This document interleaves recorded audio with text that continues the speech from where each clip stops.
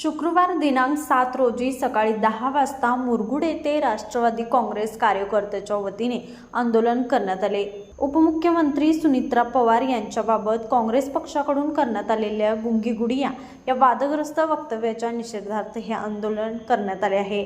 मुरगुडसह महाराष्ट्रातील विविध शहरांमध्येही राष्ट्रवादी काँग्रेसच्या कार्यकर्त्यांनी आक्रमक भूमिका घेत आंदोलन छेडले। काँग्रेस प्रदेशाध्यक्ष हर्षवर्धन सपकाळ यांच्या विरोधात जोरदार घोषणाबाजी करत कार्यकर्त्यांनी संबंधित वक्तव्याचा तीव्र निषेध नोंदवला, तसेच जाहीर माफीची मागणी केली।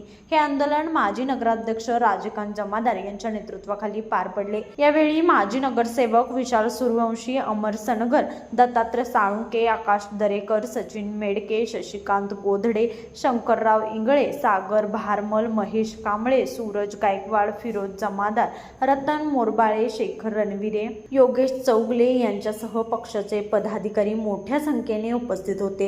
आंदोलन शांततेत पार पडले असून कार्यकर्त्यांनी संबंधित वक्तव्याचा निषेध करत महिलांविषयी सन्मानपूर्वक भाषा वापरण्याचे आवाहन केले। लाईव्ह मराठीसाठी मुरगुडहून सर्जेराव भाट। महाराष्ट्राच्या उपमुख्यमंत्री आदरणीय सुनीत्राताई पवार यांच्या बाबतीत काँग्रेसचे प्रदेशाध्यक्ष माननीय हर्षवर्धन सपकाळ यांनी गुंगीगुडिया म्हणून त्याच्याबद्दल वक्तव्य केलं। आज देशात महिलांचं सक्षमीकरण करायचं चालू आहे। बेटी बचाओ, बेटी पढाओ, बेटी बचाओ पढाओ असा नारा घेऊन सगळेच पक्ष काम करत असताना एका पक्षाच्या अध्यक्षानं, प्रदेशाध्यक्षानं जर एका महिलेचा गुंगीगुडिया म्हणून जर अपमान करत असेल, त्याच्या एवढं दुर्दैव या महाराष्ट्रातल्या पुरोगामी महाराष्ट्राला दुसरं कुठलं वावगं म्हणजे एवढं दुर्दैव नाही।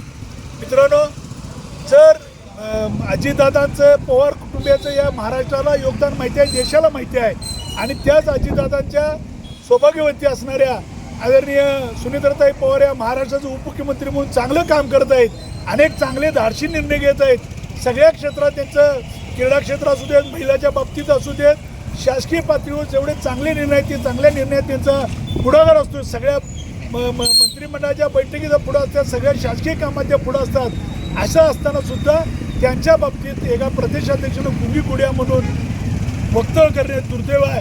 आणि अशा पद्धतीने काँग्रेस पक्षाची या महिलांच्या बाबतीत जी असणारी भूमिका स्पष्ट होती एका प्रदेशाध्यक्षाच्या माध्यमातून, आम्ही काँग्रेस पक्षाच्या वरिष्ठांना आम्ही विनंती करू इच्छितो की असल्या प्रदेशाध्यक्षाला तुमची तिची तात्काळ हकालपट्टी करावी, त्याला त्याचं योग्य शासन द्यावं। आणि परत हर्षवर्धन सपकाळांना सुद्धा आम्ही असं सांगू इच्छितो, परत त्यांनी जर पवार कुटुंबियाच्या बाबतीत जर कधी वक्तव्य केलं तर त्यांना जशाच तशी उत्तर दिलं जाईल असा इशाराही आम्ही त्यांना देतोय। आणि परत एकदा आम्ही त्यांचा सपकाळांचा जाहीर निषेध करतो।